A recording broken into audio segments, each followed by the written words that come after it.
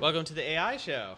I'm Scott Stephenson, co-founder of Deepgram. With me is Jeff Ward, a.k.a. Susan. Hi, world. He's a Navy pilot, acclaimed dad joke writer, and AI scientist at Deepgram. On the AI show, we talk about all things AI. What is it? What can you do with it? How does it affect you? Where is it going? We're live and ready to answer your questions. Comment on YouTube and Twitch or tweet at Deepgram AI to join in. Today, we're asking the question, what does an AI transformation look like? What does an AI transformation look like? Isn't that a great question? Yeah, I think so. I mean, so much of this world is being rapidly transformed by AI. There's so many great things to think about. What's already been transformed? Oh, what hasn't been already transformed? My favorite is, spam. Your inbox is, finally This is cleaned late out quite a 90s. bit. This is a long time ago.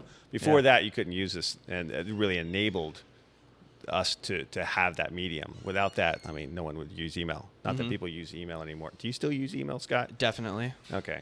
I checked it last week. Yeah. Honest. Yeah. I don't believe you now. You don't believe me? Yeah. No, there's some great ones. One of my favorites is the up and coming world.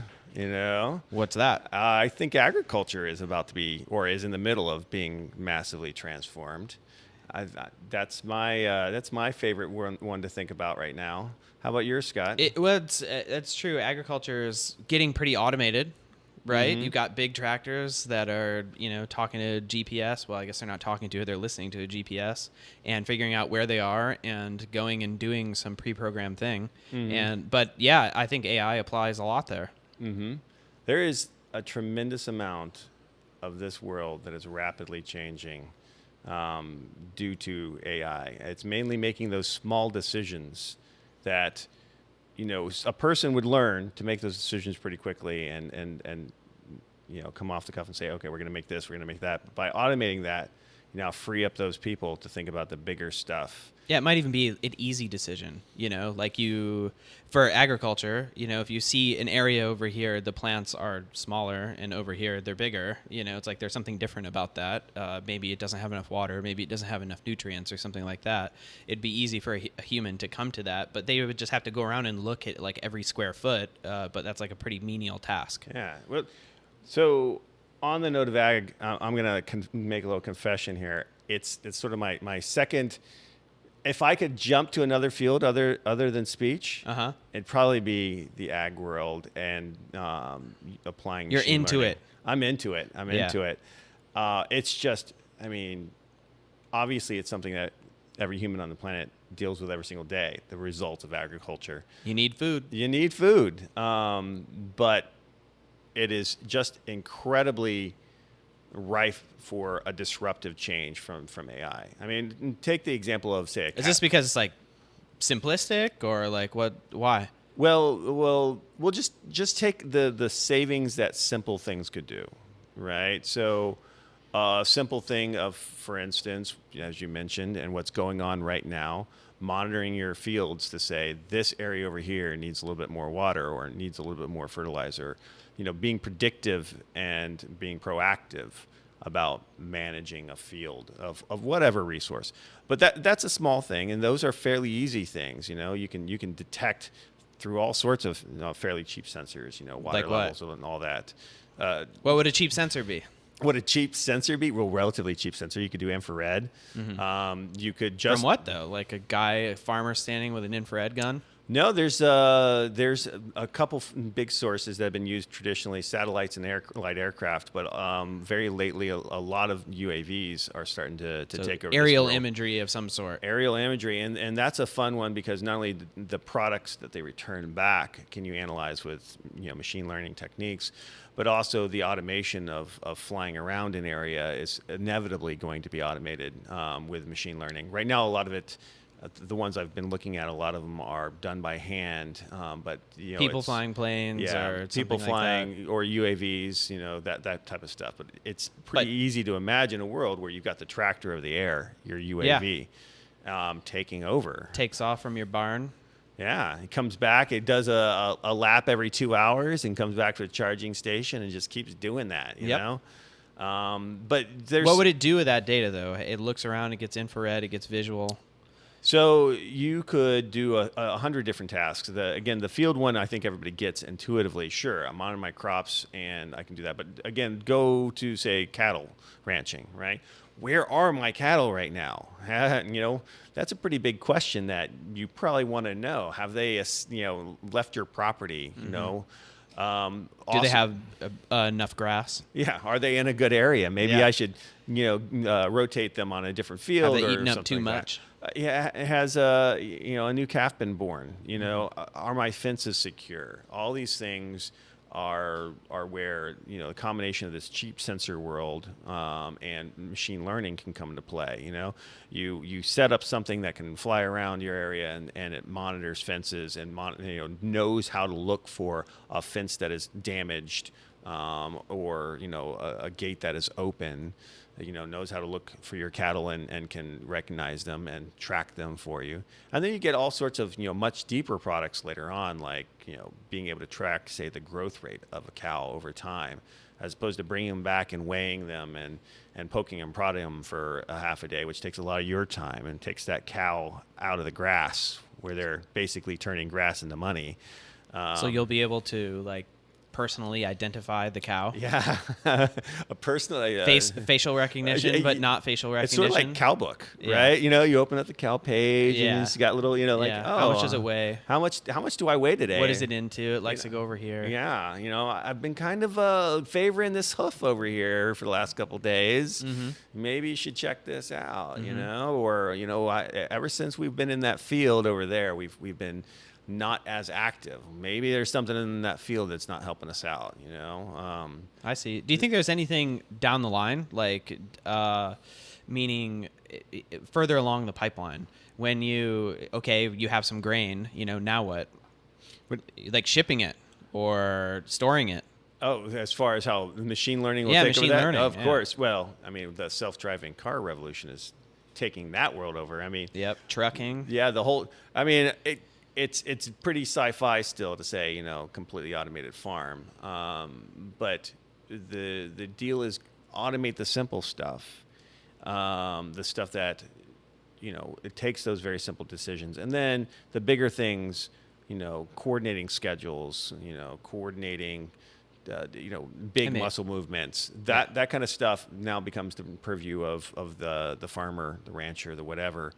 Allows them to think more strategically instead of tactically, right? Mm-hmm. But the bigger side of this is taking advantage of the details, right? This is a tool that takes you from, kind of that coarse-grained, everything must be uniform. My goal on this farm is to make it as uniform as possible, so I don't have to think about the differences between here and there, and I can do everything all the same. To taking advantage of that small detail over here. This part of of my land is better for this type of crop, and this one's better for that type of crop. And these tools can alleviate the detailed work that before you just couldn't have the time to focus mentally or even physically on specializing for that. So instead of trying to make everything the same so that you can get an average yield from it, now you can take advantage of the uniqueness. Yeah, take advantage of the uniqueness. And that's talking about disruptions. That's a very disruptive idea. So you flip the script. Now it's not about the big farm. It's about the small farm and finding how much you can get the optimal yield out of a smaller area. Whereas that you making a uniform big area actually reduces profits because you've gotten rid of the potential for an optimal yield, right?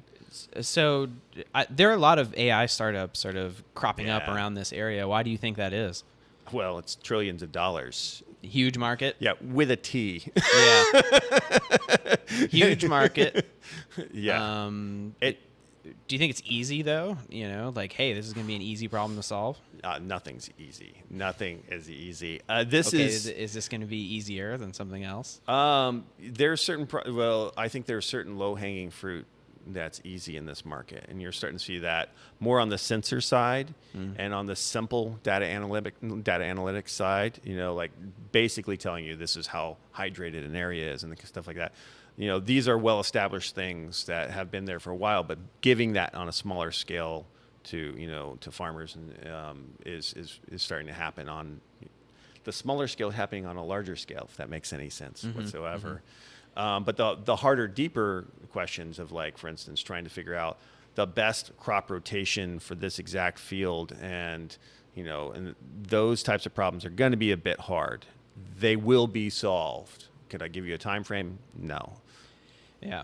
Presumably, this is going to make food cheaper. Again, like, food has already become pretty cheap, at least in the U.S. and most developed regions of the world. But, like, what do you think it means to the economy if food becomes even cheaper? It's even easier to make food. I think the biggest biggest change will be in distribution. If this vision, and like all predictive visions, they're hazy at best, but if this vision comes to fruition, the idea of local is a lot easier.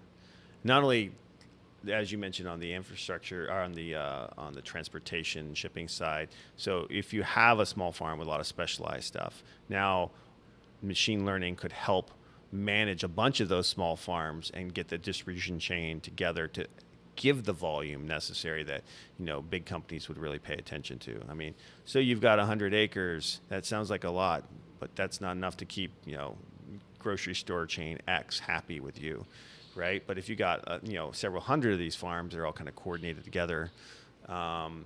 Again, something that would take a lot of small decisions, but something that machine learning type of algorithms could help out with. You might have a real change in distribution, which is, to me, a big thing. More diversity, more locality. Those are really important things, at least to me, and what I look for at the grocery store. Do you think, like, the fully automated, or at least mostly automated farm is going to be real? Like, the tractors driving themselves around? Tractors already, they're basically driving themselves around. Sure, but think like Interstellar. There's there's an AI brain inside the device. This is definitely well beyond what I've deeply investigated. The Jetsons make me want to say yes. Yeah. And I all these technologies. Well, it could be like a Roomba. Yeah, the Roomba. I mean, the inevitability is there. The question is, what's the time scale? Yeah. Right? Is this next year? Is this 5 years? Is this 10 years? Is this 100 years?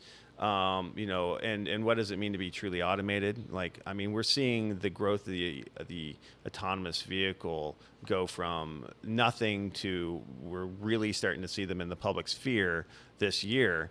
And to next 5 years, it's likely that you're going to have been in one of them. Yeah, right? And farms aren't all that complicated. You don't have to worry about the lady with a stroller pushing out in front of the tractor as much.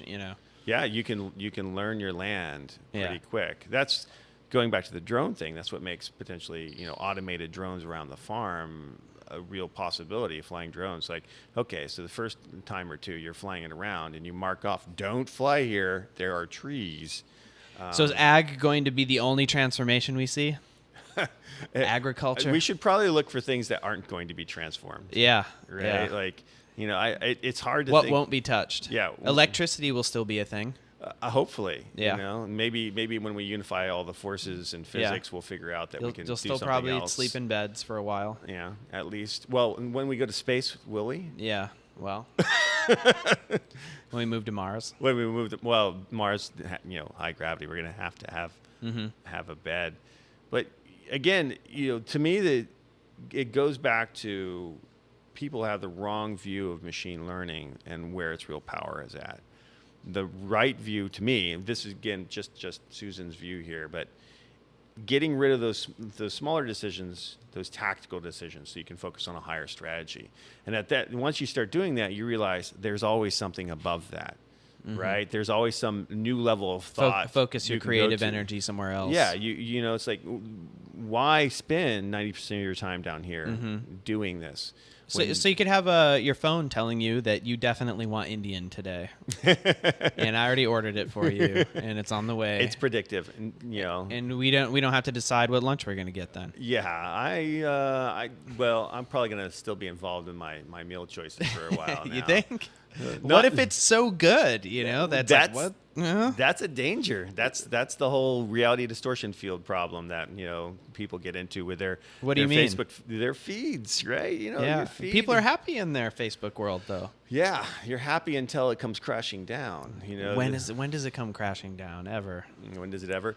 This is probably a longer discussion, but the deeper these ruts get into, the more violently you leave them eventually. Yeah, and you get an echo chamber effect, and then hey, is that really going to keep the world competitive progress happening, et cetera, over like decade scale or something? Probably not. But but it is great to think about this, because this is a real question about how we want to structure using these tools, because we could get into a fake feedback loop with ourselves. We need to stay creative, right? We need these things to offload those decisions that really should be offloaded, but we need to be intelligent about which ones we keep, even if it kind of makes better decisions. That creativity zone, by automating it, you're getting rid of a lot of chances for creativity. I'm pretty sure, though, that if, at least in my life, if I had some AI bot that was analyzing my patterns, it would be more creative than me. I go to the same places, I eat the same things, I do whatever. It could definitely diversify my social interactions just by forcing me to go to new places. That's true. You need to have more exploration and less exploitation. Exactly. In your life. Yeah. So you just have to find a balance with the AI there. There's make sure it has exploration and exploitation built in. There's an author I've read, David Bren. For anyone that is a Bren fan, he wrote a book. Anyways, one of those characters was forced by a program to view things that they did not want to view. Just a random percentage of the time, you're gonna view this stuff just to shake it up. Yep. I'm liking it already. Where does it go? If a book was written about it, a fictional book, I presume, then it's got to go in really good places, right? Oh, the rest of this book is it goes really good. It's Earth by David Bren. That was just one character showing the quirks of this particular character and how she was forced herself to stay creative. Okay. Okay. So yeah, why not? Right? Try that. Yeah. I mean. But it does come down to the disruptive side of the house. We do have to manage that. We're seeing so many industries that are led by the change.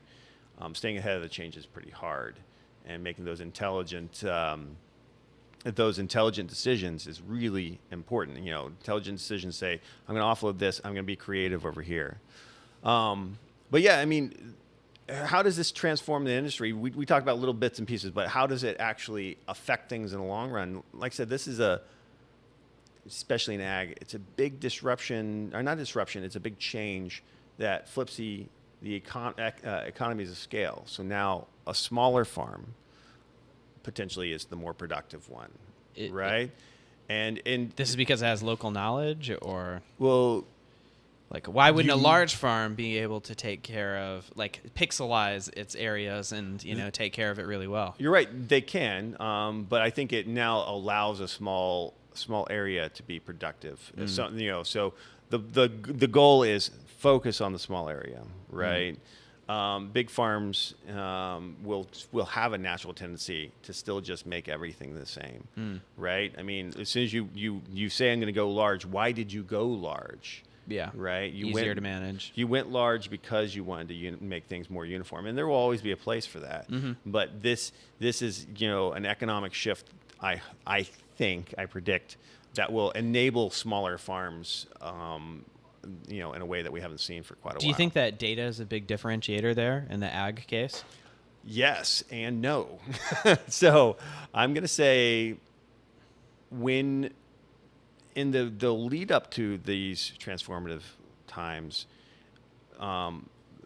winning, so to speak, solving the problem takes a tremendous amount of data and legwork and hard work. I mean, the area we know about speech, it is hard work to get the data you need. A good amount of coverage. But eventually, speech will be solved.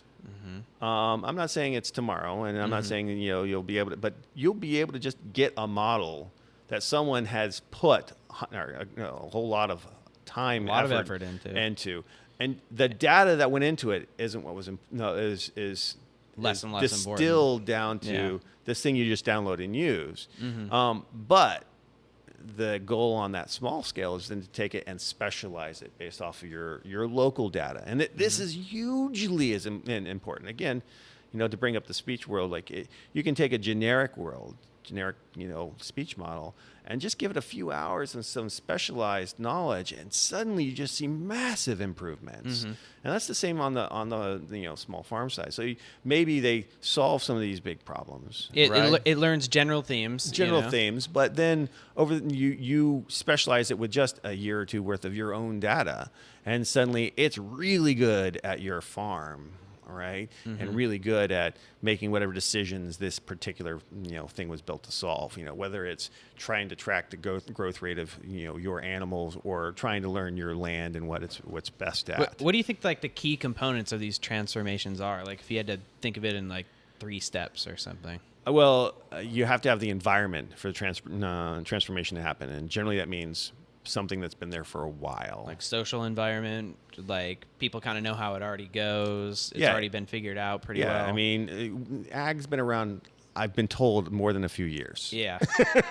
Yeah. I've heard that too. And the longer an industry is around, the without massive change, the more likely that there's a good chance for massive change. Well, yeah, you run up against the problems you're going to run up against, and over the years, things become established, and some things are hard, and you're not going to do them, and some things are not, and you are going to do them. But people get in the mindset before of, well, that didn't work 10 years ago. Yeah. So why do I want to try it now? Well, that was 10 years ago, and that vision that said these ideas didn't work now may work today because of the next thing, change in technology, right?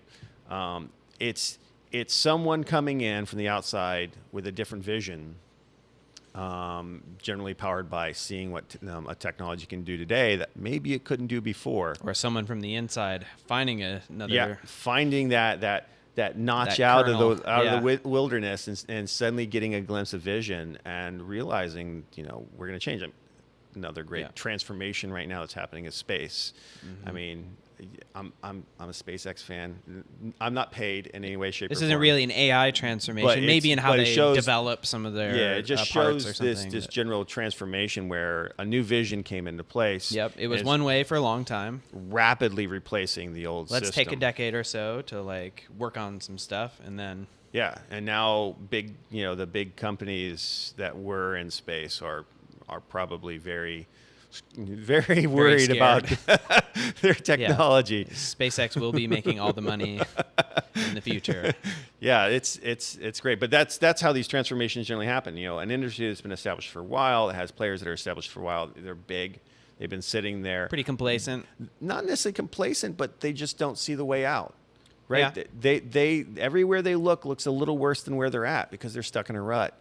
And this new entity comes in and sees a new way, and they just go to a different optimum, and that new optimum just crushes the old one. And a lot of transformations just happen in that way. This is the classic great story recipe. The world was one way, then something happened.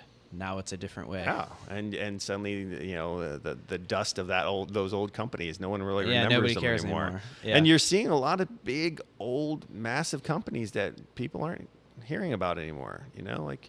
Where's GE going lately? Not to pick on them, but there's they have some data science and machine learning people there doing something. They're being forced to rapidly innovate. Yeah, that's for sure. Yep. That or be left behind. Yep. So you need to jump on board with these tools. It's painful, and there's going to be some wrong alleys. But any final thoughts you have for people that are thinking about the AI transformation? What's going to happen? Yeah, I would get smart on it. Get your shots, get inoculated. There you go. Right. Get used to this idea. Yeah, it doesn't mean that you're going to be doing it yourself. It doesn't mean that you won't be impacted by it, but do some due diligence right now. Start looking into it, and keep an eye towards those things that used to not work. Yeah. Think about with some sort of machine learning powering them. maybe they could have worked, Mm-hmm. right? You know, there were too many. Took too many people and too many decisions 10 years ago. But Yep. And maybe it's not possible.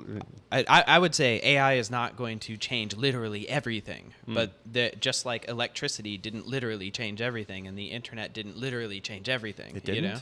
No, it didn't. I you brush know? my teeth with an electric still toothbrush sleep that in a can bed, communicate on the still- internet.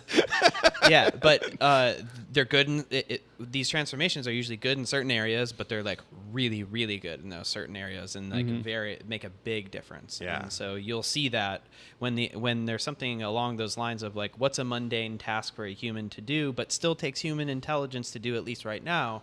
But if you wanted to gain value from it, then you'd have to do it over and over and over, and nobody wants to do that. Okay, that's probably a really good spot to be thinking about how is AI going to change that and extract value. Mm-hmm. So yeah, that's it for today. Thanks for joining us on the AI show. What questions do you have about AI? Comment on YouTube or Twitch, or tweet at us at Deepgram AI. We're Scott and Susan from Deepgram. We come in peace. We're certainly not robots. We're definitely not robots. See you next time. We didn't do a thumb war. Oh, here we go. Yeah. All right. 1, 2, 3.